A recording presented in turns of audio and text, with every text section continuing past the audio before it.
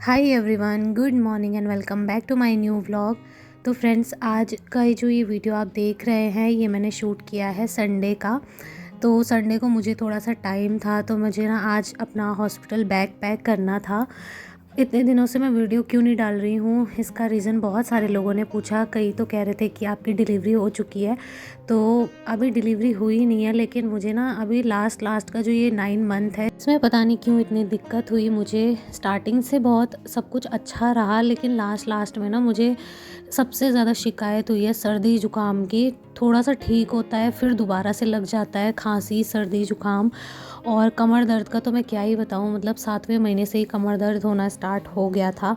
बहुत सारी दिक्कतें हो रही थी, लेकिन अभी लास्ट में मेरे पेट में भी दर्द होने लगा है। तो कभी कभी रात को जब मेरा, शायद से मुझे ऐसा लगता है फॉल्स लेबर पेन है, तो रात को जब मुझे दर्द होता है ना तो मैं कभी कभी खाना भी नहीं खा पाती हूँ।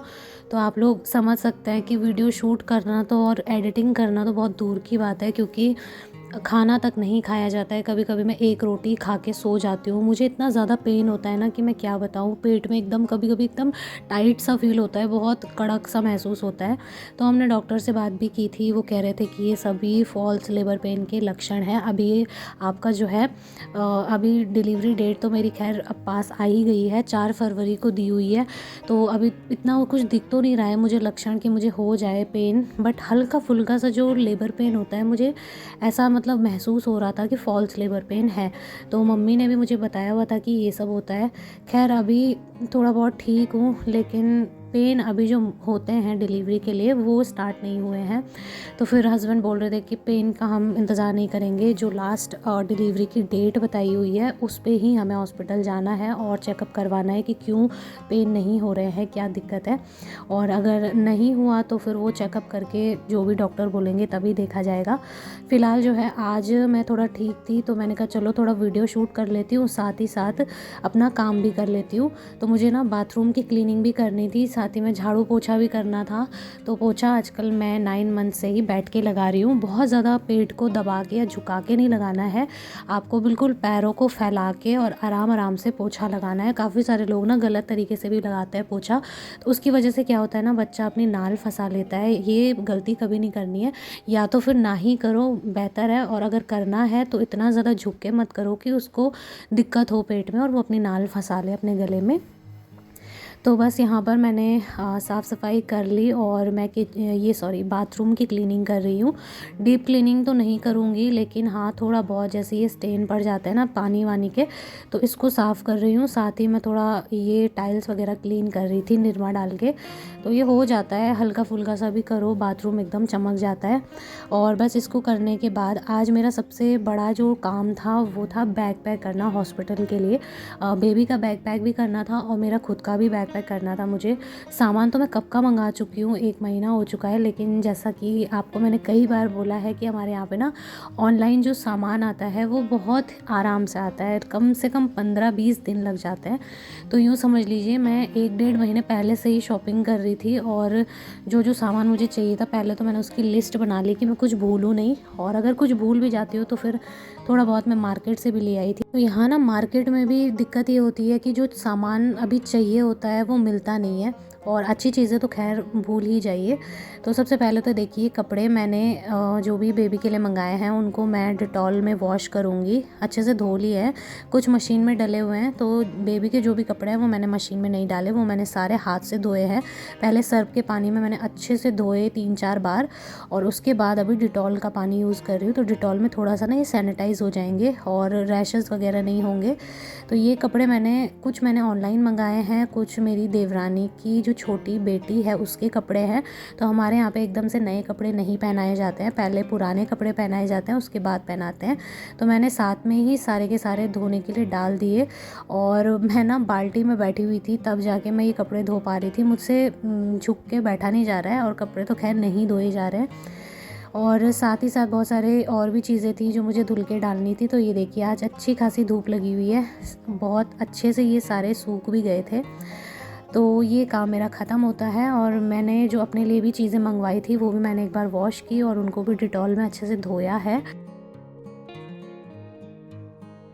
तो ये धुले हुए जो कपड़े थे जो सूख गए थे उन्हें मैं अंदर ले आई हूँ। ज़्यादा देर तक मैं धूप में नहीं छोड़ती हूँ वरना सारा रंग उड़ जाता है उनका। और बैग पैक करने की अगर मैं बात करूँ तो ये मैंने नेक्स्ट डे को किया था। सुबह के टाइम पे सब नाश्ता वाश्ता सबका हो गया था, उसके बाद ही मैंने बैग पैक किया था। तो इस वीडियो में आपको 2 साथ में वीडियो देखने को मिलेंगे 2 दिन के। और यहाँ पर मेरा काम अभी ख़त्म नहीं होता है। सही में बताऊँ ना, आजकल हालत चाहे कितनी ख़राब हो लेकिन मैं अपना काम करना नहीं छोड़ती हूँ, क्योंकि इस टाइम पर एक्टिव रहना बहुत ज़्यादा ज़रूरी है। अगर हम मेंटली और फिज़िकली दोनों तरीके से खुद को स्ट्रॉन्ग रखते हैं, एक्टिव रखते हैं, तो ये टाइम बहुत अच्छे से गुजर जाता है। और अगर हम थोड़ा सा भी सोचते हैं या टेंशन लेते हैं किसी भी चीज़ को लेके, तो यही टाइम आपका बहुत बहुत ज़्यादा ऐसा लगेगा आपको कि मतलब आपसे कुछ हो ही नहीं सकता है। तो इस टाइम पर जो लास्ट का जो 9 मंथ होता है ना, इसमें आपको अपने आप को स्ट्रॉन्ग रखना पड़ेगा। और अब जो है अगले दिन को मैंने फिर बैग पैक किया था। तो आप लोग भी, अगर आप में से कोई भी प्रेग्नेंट लेडी है तो मैं उन्हें यही बोलूँगी कि प्लीज़ ऐसा मत करना। आप पहले ही 1 मंथ पहले हो सके तो तैयारी करके रख लीजिए, क्योंकि लेबर पेन का कोई भरोसा नहीं होता है, वो कभी भी आ सकता है। और मेरे केस में तो ये था, अभी 2-4 दिन से जैसे मुझे ऐसा फ़ील हो रहा है ना कि मुझे लेबर पेन हो रहा है, वो फ़ॉल्स लेबर पेन है। तो मुझे फ़ील हो रहा था बस जैसे मैं लेटती थी या कुछ खाती थी पीती थी तो मेरा वो पेन चला जाता था। तो तब मुझे पता चला कि ये फ़ॉल्स लेबर पेन है। असली वाले जो होते हैं वो कम नहीं होते हैं, वो बढ़ते जाते हैं। तो फिर मुझे तो चलो पता था कि अभी नहीं हो रहा है, तो मैंने फटाफट से बैग पैक करना स्टार्ट किया। लेकिन अगर आप लोग प्रेग्नेंट हैं, 9 मंथ स्टार्ट हो गया है, तो तुरंत ही अपना और अपने बेबी का बैग पैक करके आप रख लीजिए। कभी भी हॉस्पिटल जाने का टाइम आ सकता है। उसके बाद अभी ये वीडियो जो आप देख रहे हैं ये अगले दिन का है, मॉर्निंग का। सुबह का नाश्ता वगैरह मैं बना चुकी थी सभी के लिए, और सब लोग नाश्ता करके फ्री हो गए थे, अपना अपना काम में लग गए थे। तो मैं किचन को क्लीन कर रही हूँ। अच्छे से मैंने नीचे फ्लोर पे पानी डाल दिया है। और आजकल मैं ना पूरे घर में पोछा तो लगा लेती हूँ, लेकिन किचन को छोड़ देती हूँ, क्योंकि यहाँ पे मुझे अच्छे से धुलना होता है। अब डेली हरी सब्जी बनती है तो नीचे ना बहुत ज़्यादा पत्ते पत्ते से हो जाते हैं। और किचन में काम करो तो गंदगी तो खैर होती ही होती है, चाहे आप कितना ही संभल संभल के काम करो। ऊपर से वाइट मार्बल है तो ज़्यादा दिखता है। तो सीधा मैं साफ़ ही कर देती हूँ और फिर मैं बैठ के यहाँ पे भी पोछा लगा लूँगी।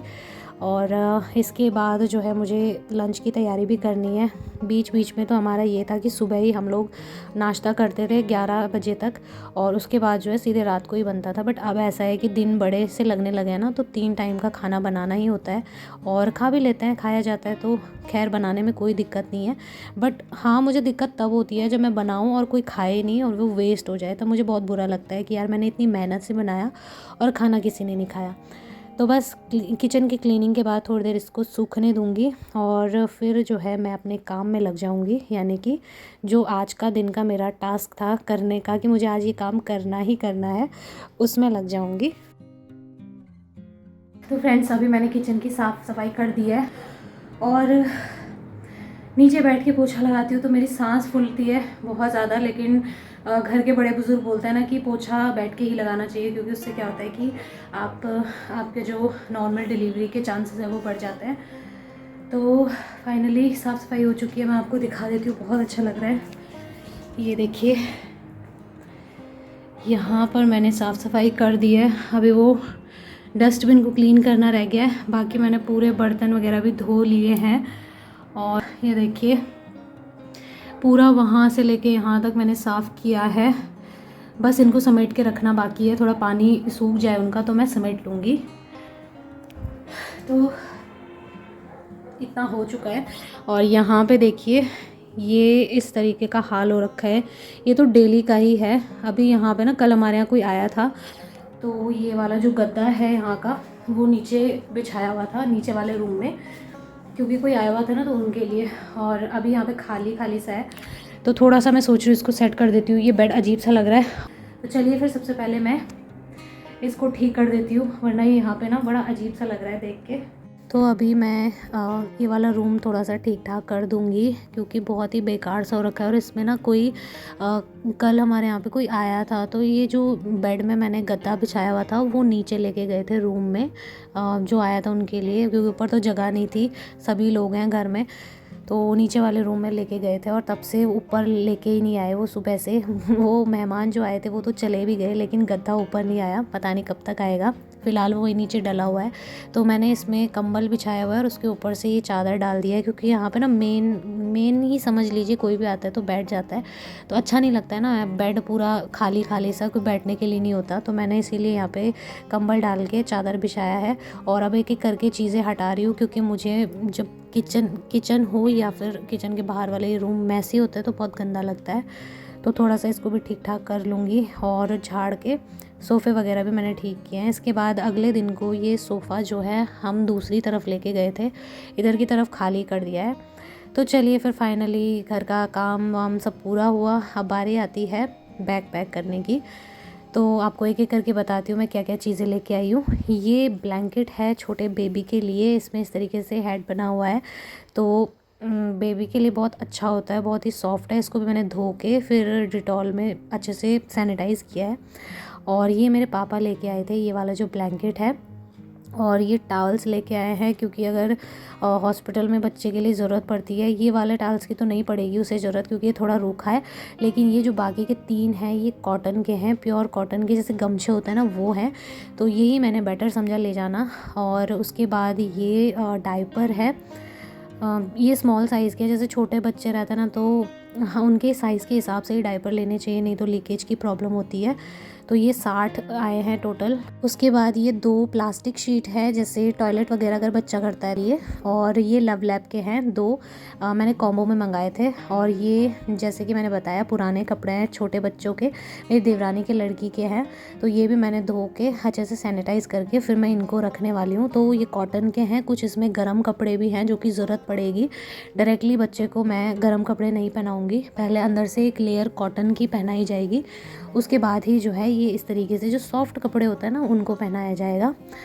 तो ये सारे मैंने वॉश करके रखे हुए हैं और इनको मैं बैग में रखने वाली हूँ। वैसे इतने सारे की ज़रूरत तो नहीं पड़ेगी, बट होता है ना कभी कभार ऐसा होता है, डॉक्टर बोल लेते हैं कि 2-3 दिन तक रुकना है, तो उस केस में ये काम आएंगे। और ये एक मैंने अपने लिए मंगाया है एवर्टीन का पीरियड पैंटी है। तो उस टाइम पर ज़्यादा हैवी फ़्लो होता है सब बोलते हैं सभी लोग, मुझे पता तो नहीं है, बट एक ये मैंने पूरा पैक मंगाया है, 10 का है। और पूरा मतलब जैसे डायपर होता है सेम वैसे ही है, तो आप इसको इजीली पहन सकते हो, पहन के यूज़ एंड थ्रो वाले हैं। और उसके बाद मैंने एक ये मंगाया है बेबी स्लीपिंग बैग।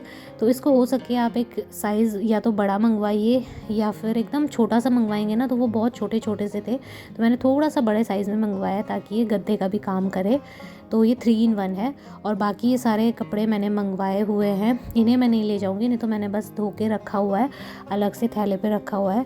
तो इनका यूज़ अभी नहीं होगा, ये थोड़ा बड़े साइज़ में है, मतलब ये हो जाएंगे 6 से 7 महीने, 6 से 1 साल तक के बच्चों के लिए होंगे, तो इसीलिए मैंने थोड़ा बड़े साइज़ में मंगाए हैं। और ये कॉटन की बनियान मंगाई, और ये 2 का पैक मंगाया है मैंने, कॉटन के हैं, कैप मिटन और बुटीज़ का। तो ये बेबी के लिए बहुत ज़रूरी होता है, जैसे न्यूबॉर्न बेबी होता है ना तो वो अपनी आँखों पे अपने हाथों से ही मतलब नाखून से निशान लगा लेता है, तो उसके लिए बेस्ट है। और साथ ही ये एक ड्रेस है जो मेरे पापा लेके आए थे, स्टार्टिंग उन्होंने ही की थी कपड़े लाने की। और बाकी 3 ड्रेस हैं जो कि बहुत ही सॉफ्ट है, और ये मैंने मीशो से मंगाई है।